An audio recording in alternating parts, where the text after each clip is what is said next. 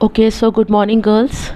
कल हमने एक बार ओवरव्यू लिया था जिसमें से हमने डिसाइड किया था कि हम जो है ई कोलाई को होस्ट मानेंगे और उसके प्लाज्मिड में अपनी फॉरेन जीन को इंसर्ट करेंगे, जिससे जब हम इस transformed host once the foreign gene is inserted inside the host then that host is called as transformed host।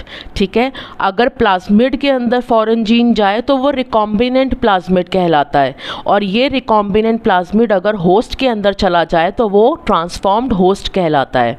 ठीक है, हमने ये भी डिस्कस किया था कि वेक्टर क्या होता है। Vector is a vehicle that carries foreign gene or that inserts foreign gene inside the host। ठीक है, most commonly used vectors are plasmids। ठीक है, ये हमने कल डिस्कस किया था। उसके बाद हमने देखा था कि जब ये ट्रांसफॉर्म हो जाता है होस्ट हमारा, तो फिर हम उसको ट्रांसफॉर्म्ड होस्ट को स्क्रीनिंग करते हैं।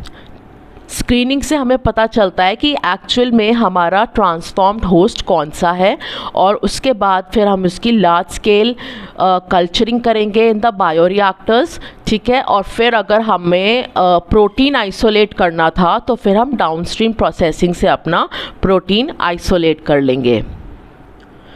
एंड मैंने आपको ना कल जो क्वालिटीज़ या features of a good vector बताया था, उसमें मैंने आपको बताया था कि जो वेक्टर है, एक तो उसके अंदर ओराई होना चाहिए।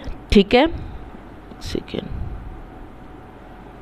हाँ, एक तो उसके अंदर ओराई होना चाहिए, दूसरा उसके अंदर मल्टीपल क्लोनिंग साइट्स होनी चाहिए। मल्टीपल क्लोनिंग साइट्स मतलब restriction sites of many different restriction endonucleases. ठीक है, फिर मैंने आपसे बात करी थी कि इसके अंदर एटलीस्ट 2 सिलेक्टेबल मार्कर्स होने चाहिए जिससे हम उसकी स्क्रीनिंग करेंगे। हमें नहीं पता कि कौन सा होस्ट के अंदर रिकॉम्बिनेंट वेक्टर गया है और कौन से होस्ट के अंदर खाली वेक्टर गया है और कौन से होस्ट के अंदर कोई भी वेक्टर नहीं गया है। तो ये प्रोसेस किससे होता है, ये हम आइसोलेट करते हैं या आइडेंटिफाई करते हैं ट्रांसफॉर्म्ड होस्ट को by the process of screening. ठीक है, तो स्क्रीनिंग के लिए हमें जो है सिलेक्टेबल मार्कर्स चाहिए होते हैं। सिलेक्टेबल मार्कर्स मैंने कहा था 2 तो एटलीस्ट होने ही चाहिए।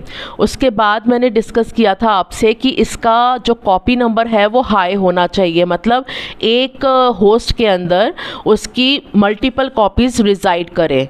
ठीक है, तो अब जब वो डिवाइड करेगा एक सेल के अंदर अगर 5 प्लाज्मिड्स रहते हैं और हमने पांचों के अंदर अपनी फॉरेन जीन इंसर्ट कर रखी है, तो वो जब 1 ई कोलाई 1 बिलियन बनाएगा तो कितने प्लाज्मिड्स बनेंगे, 1 बिलियन इंटू 4 मतलब 4 बिलियन प्लाज्मिड्स। एंड कितनी कॉपीज़ हो जाएंगी फॉरेन जीन की, 4 billion copies of foreign gene. तो जो फॉरेन जीन है उसका तो जीन क्लोनिंग हो गई। जीन क्लोनिंग मतलब making genetically identical multiple copies of the same gene. ठीक है, और अगर हमने अपनी जो फॉरेन जीन इंसर्ट करी है विद द प्रमोटर इंसर्ट करी है, तो उसका जो प्रोटीन है वो भी हमें 1 बिलियन इंटू करके बनेगा हमारा प्रोटीन। तो हाई लेवल ऑफ प्रोटीन बनेगा, जो कि हम ट्राई कर रहे हैं इंसुलिन बने। Insulin is made up of 2 chains, A chain and B chain. ठीक है, तो एक बार हम कल्चरिंग करेंगे ए चेन की फॉरेन जीन को डाल के, एक बार हम कल्चरिंग करेंगे बी चेन की फॉरेन जीन को डाल के, क्योंकि आपको पता है कि 1 जीन जो होती है 1 सिस्ट्रॉन होती है एंड 1 सिस्ट्रॉन बनाती कोड्स फॉर 1 पॉलीपेप्टाइड। ठीक है, तो हमारी जो इंसुलिन जीन है इसके अंदर 2 पॉलीपेप्टाइड है, ए एंड बी। तो हम पहले ए पॉलीपेप्टाइड की जीन को डालेंगे। ठीक है, ए चेन हमको मिल गई प्रोटीन की फॉर्म में डाउनस्ट्रीम प्रोसेसिंग से, फिर बी चेन को डालेंगे और फिर डाउनस्ट्रीम प्रोसेसिंग से हम बी चेन ले लेंगे। तो हमारे पास इंसुलिन के दोनों पॉलीपेप्टाइड्स हो जाएंगे। ठीक है, अब ये पॉलीपेप्टाइड्स जो होते हैं बेटा, ये आपस में जुड़े होते हैं दो डाइसल्फाइड बॉन्ड्स। एक डाइसल्फाइड बॉन्ड में कितने सल्फर आते हैं, 2। तो 2 डाइसल्फाइड बॉन्ड्स हम बनाएंगे ऐसे, तो एक बार यहाँ पे 2 सल्फाइड बॉन्ड्स आए, एक बार यहाँ पे 2 सल्फर आए, तो this is 1 disulphide bond, this is another disulphide bonds. तो हम क्या करेंगे, टेस्ट ट्यूब में लेंगे प्रोटीन को, मतलब दोनों चेन्स को, ए चेन को बी चेन को, और सल्फ़र डाल देंगे हम इसके अंदर और इसको इंक्यूबेट करेंगे एट द राइट टेम्परेचर। ठीक है। इंक्यूबेट मतलब उसको रख देंगे एट द राइट टेम्परेचर, तो वो अपने आप ही दोनों जो हैं आपस में एक दूसरे के साथ डाइसल्फाइड बॉन्ड्स बना देंगे। जैसे अगर दो डीएनए स्ट्रैंड्स जो कि कंप्लीमेंट्री होते हैं उनको आप एक ट्यूब पे राइट टेम्परेचर पे रख दोगे तो अपने आप कंप्लीमेंटैरिटी की वजह से वो हाइड्रोजन बॉन्ड्स बना लेंगे। सिमिलरली ऐसा ही होता है कि ये चेन, ए चेन और बी चेन जब पास में आती है वो ऑटोमेटिकली डाइसल्फाइड बॉन्ड्स बना लेती है, प्रोवाइडेड कि सल्फ़र हो मीडियम के अंदर, ठीक है। तो हमारा इंसुलिन इस तरीके से मिल रहा था। तो back to the features of the vector हमने डिस्कस किया था, ओराई होना चाहिए उसके अंदर, उसके बाद मल्टीपल क्लोनिंग साइट्स होनी चाहिए, एटलीस्ट 2 सिलेक्टेबल मार्कर्स होने चाहिए, उसका कॉपी नंबर जो है वो हाई होना चाहिए, ठीक है। एंड देन उसका जो इंसर्ट साइज़ है, इंसर्ट साइज़ का मीनिंग होता है कितने साइज़ की फॉरेन जीन उसके अंदर इंसर्ट कर सकते हैं, वो भी उसका हाई होना चाहिए। अब मैंने आपको 2 वेक्टर्स बताए थे, PBR322 एंड PUC18, ठीक है। P इज़ फॉर प्लाज्मिड, ठीक है। ये BR जो है ये दोनों ही आर्टिफिशियल है, लैब में बनाए गए थे, नेचुरल प्लाज्मिड्स नहीं है। BR का मतलब होता है बॉलिवर एंड रॉड्रिग्वेज, ठीक है। बॉलिवर एंड रॉड्रिग्वेज जिन्होंने ये 2 साइंटिस्ट है, एक बॉलिवर एंड एक रॉड्रिग्वेज, इन दोनों साइंटिस्ट ने मिलके ये बनाया था, ठीक है। और इसका जो नंबर ऑफ आइसोलेशन था वो 322 था।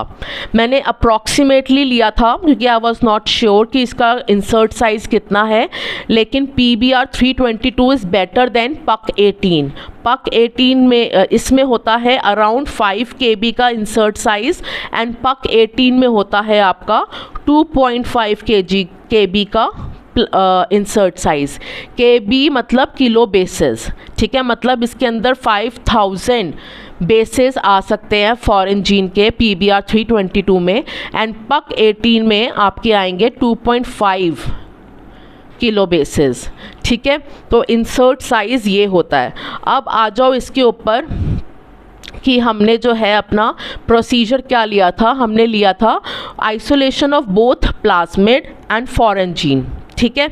Inserting the foreign gene into the plasmid, inserting the recombinant plasmid या recombinant vector into host by transformation techniques. अब ट्रांसफॉर्मेशन टेक्निक्स आपको डायरेक्टली लर्न करनी है।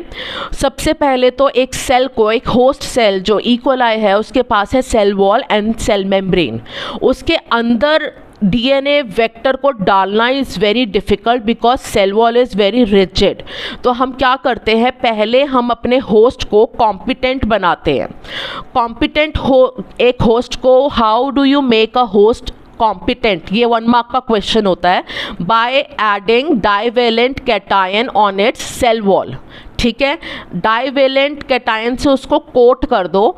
अब DNA जो है हाईली नेगेटिव है, so it will get attracted to the divalent cations like magnesium ions Mg2+ and calcium ions Ca2+। तो वो उसके DNA जो होगा ना, रिकॉम्बिनेंट वेक्टर जो है, ये है क्या, DNA ही है। DNA के अंदर फॉरेन जीन है, फॉरेन जीन भी DNA है, तो DNA प्रेसिपिटेट कर जाता है आपका सेल वॉल के अंदर। Now the host is competent to take up the foreign DNA, ठीक है, to take up the recombinant vector. अब आपके जो इसके अंदर है 5 प्रोसेसेस होते हैं ट्रांसफॉर्मेशन के।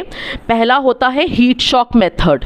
हीट शॉक मेथड में आप क्या करते हो, जो आपका होस्ट है, कॉम्पिटेंट होस्ट है, ठीक है, उसको आप 0 डिग्री सेल्सियस पे रखते हो, उसके बाद सडनली आप इसको 42 डिग्री सेल्सियस पे रखते हो फॉर 2 मिनट्स, ठीक है, और उसके बाद अगेन इसको 0 डिग्री सेल्सियस पे रख देते हो। ये सडन टेम्परेचर चेंजेस की वजह से इसकी सेल वॉल के अंदर परमिएबिलिटी आ जाती है, जिसकी वजह से जो प्रेसिपिटेटेड DNA था वो अंदर चला जाएगा।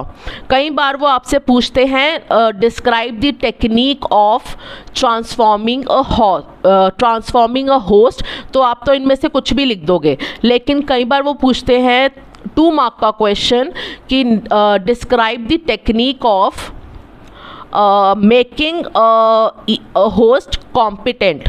तो उसके अंदर आपको क्या होगा, आपको पहले तो ये एक्सप्लेन करना पड़ेगा कि उसको coat the host with divalent cations and DNA being negatively charged it will precipitate on the cell wall। ठीक है, उसके बाद आप हीट शॉक मेथड को भी एक्सप्लेन करोगे।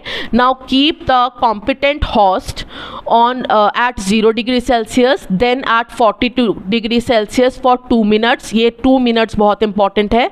Then again at 0 degree Celsius because of the sudden changes in the temperature the cell wall becomes more permeable, और more permeable की वजह से जो हमारा रिकॉम्बिनेंट होस्ट होगा it will enter inside the host. So this is a very basic technique of transformation. Then second technique of transformation is micro injection. Micro injection is similar to ICSI, जो आपका intracytoplasmic sperm injection था reproductive health के अंदर। जब वो पास में रखने के बाद भी, सारा न्यूट्रिटिव मीडियम रखने के बाद और स्पार्क देने के बाद भी जब एग और स्पर्म फ्यूज़ नहीं कर सकते हैं because the zona pellucida is very very rigid, तो आप क्या करते हो, आप सीधा न्यूक्लियस को लेते हो और एक माइक्रो इंजेक्शन से साइटोप्लाज्म ऑफ द oocyte उसको डाल देते हो। ठीक है, that means you insert the nucleus of the sperm and the proximal centriole, not to forget the proximal centriole.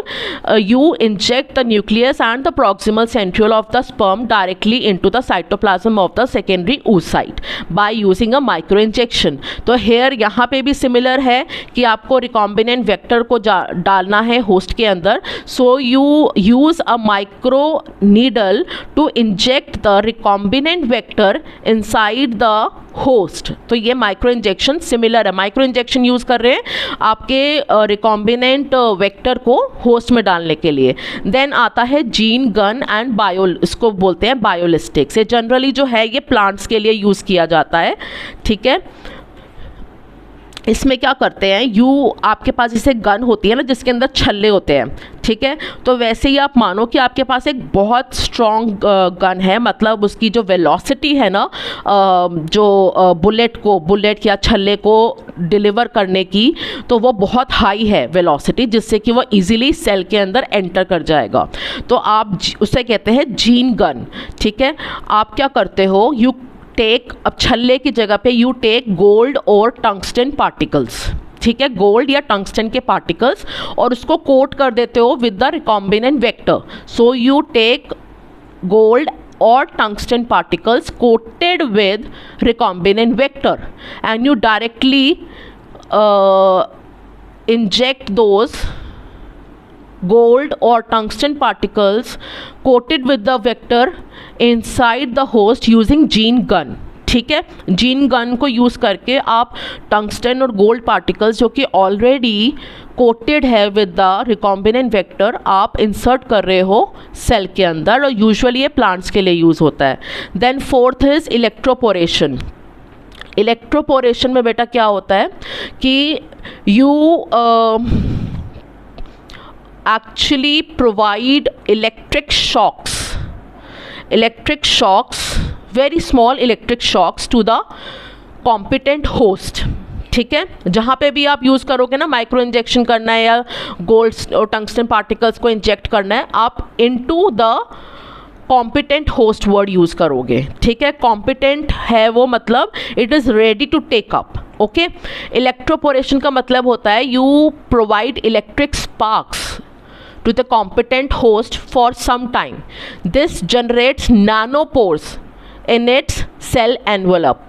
Cell envelope में आपका सेल वॉल भी आ गया, सेल मेम्ब्रेन भी आ गया, तो कुछ टाइम के लिए टेम्परेरी आपके नैनोपोर्स जनरेट हो जाते हैं, एंड थ्रू दैट नैनोपोर्स आप क्या करते हो, जो आपका डीएनए प्रेसिपिटेटेड था सेल वॉल पे वो एंटर कर जाता है। And what is that DNA? That DNA is the vector which is carrying the foreign gene, so that DNA is the recombinant vector. ठीक है, फिफ्थ आप यूज करते हो डिसआर्म्ड पैथोजन। ठीक है, ये मैं आपसे बाद में डिस्कस करूंगी। उसके बाद जब आपने होस्ट को अपने हिसाब से मैंने तो अब कोई भी एक टेक्निक यूज़ कर ली है। आई डोंट नो कि उसके अंदर जैसे इलेक्ट्रोपोरेशन में स्पार्क्स दे दिया है, बट मुझे नहीं पता कि उसके अंदर वेक्टर गया है या नहीं गया है, ठीक है। और पहले जब मैंने वेक्टर और फॉरेन जीन को साथ में रखा था, तब मुझे ये नहीं पता था कि सारे जो वेक्टर्स हैं, मतलब प्लाज्मिड्स हैं, उनके अंदर फॉरेन जीन जो है लाइगेट हुई या नहीं हुई। So there can be 3 chances, there can be 3 cases. एक केस में कि आपका वेक्टर गया ही नहीं, दूसरे केस में वेक्टर गया है but it is not carrying the foreign gene, and तीसरे केस में रिकॉम्बिनेंट वेक्टर गया है होस्ट के अंदर। तो मुझे थर्ड केस चाहिए, लेकिन मैं चुनूँ कैसे, ठीक है। So to identify the transformed host we perform the process of screening, ठीक है। इस स्क्रीनिंग से हमें जो है हमारा ट्रांसफॉर्म्ड होस्ट मिल जाता है, फिर हम उसको कल्चर करते हैं ट्रांसफॉर्म्ड होस्ट को, ठीक है, इन बायो रिएक्टर्स, और उसके बाद डाउनस्ट्रीम प्रोसेसिंग से अपना प्रोटीन ले लेते हैं, ठीक है। तो अब इसमें जो है हमें 2 चीज़ें समझनी है। हमें ये पता चल गया है कि हम जो है प्लाज्मिड यूज़ करेंगे ई कोलाई का, ठीक है, उसके अंदर हम अपनी जीन इंसर्ट करेंगे। मैंने जो है पहले अपना ह्यूमन सेल लिया जिसके अंदर सेल वॉल नहीं होती है, ठीक है, जिसके अंदर की सेल वॉल नहीं होती है। अब मैंने इसके अंदर आपका जो है डिटर्जेंट डाल दिया, डिटर्जेंट से सेल वॉल जो है रप्चर हो गई, ठीक है, और इसके जो कंटेंट्स थे मैंने एक सॉल्यूशन फॉर्म में ले लिए, ठीक है। अब इस सॉल्यूशन में आरएनए भी है, डीएनए भी है, ठीक है, प्रोटीएज भी है, प्रोटीन को टारगेट करने वाला, डाइजेस्ट करने वाला, कार्बोहाइड्रेट्स भी है, लाइपेज भी है। व्हाट आई डू इज़ मैं सिंपली इसके अंदर चिल्ड इथेनॉल डालती हूँ, ठीक है। इथेनॉल डालने से क्या होता है, ओनली एंड ओनली मेरा जो डीएनए पार्ट है वो मेरा यहाँ पे पैलेट फॉर्म करता है, ठीक है। It precipitates at pellet, which one, only DNA. And chilled मैं ले रही हूँ, जिसकी वजह से मैंने चिल्ड, ये इथेनॉल जो लिया है वो 2 डिग्री सेल्सियस का लिया है, मतलब मैंने चिल्ड फॉर्म लिया है। चिल्ड फॉर्म से क्या होता है, जितने भी एंजाइम्स होते हैं, डीएनए डाइजेस्टिंग एंजाइम्स या जो भी एंजाइम्स हैं आपके, RNA digesting enzymes, proteases, lipases, carbohydrases, वो सारे के सारे इनएक्टिव हो जाते हैं, because they are all proteins they get denatured at high temperature and they get inactive at low temperature, ठीक है। तो मैंने किसी को कटपट करने की ज़रूरत नहीं पड़ी, बस मैंने इथेनॉल डाला तो सारे बायोमोलिक्यूल्स में से my DNA and only DNA got precipitated as pellet, then I used the chilled ethanol because of which all the enzymes got inactivated, ठीक है। तो आपसे क्वेश्चन आता है what is the use of ethanol, what is the use of using chilled ethanol. तो इसमें 2 points बनेंगे, ठीक है। Ethanol is use to precipitate only DNA as pellet, okay. Using a chilled form of ethanol means we are inactivating all the enzymes present in the solution, ठीक है। 2 line का answer बनेगा। Ethanol से DNA precipitate हो रहा है, only DNA. Chilled से क्या हो रहा है कि आपका सारे एंजाइम्स, डीएनए डाइजेस्टिंग एंजाइम्स भी और जितने भी एंजाइम्स हैं सॉल्यूशन के अंदर, वो सारे के सारे इनएक्टिव हो जाते हैं, ठीक है। अब मैं इस सुपरनेटेंट को, जो मेरा सुपरनेटेंट है, इसको मैं डिस्कार्ड कर दूंगी। डिस्कार्ड का मतलब इसको मैं टिल्ट करके मैं इसको डिस्कार्ड कर दूंगी, ठीक है, और अपना पैलेट को ऑब्टेन करूंगी, ओके। नाउ डिस्कार्ड करने के बाद मैं अपने पैलेट को सॉल्यूबलाइज करूंगी। सॉल्यूबलाइज मतलब मैं इसको सॉल्यूशन फॉर्म में कन्वर्ट करूंगी।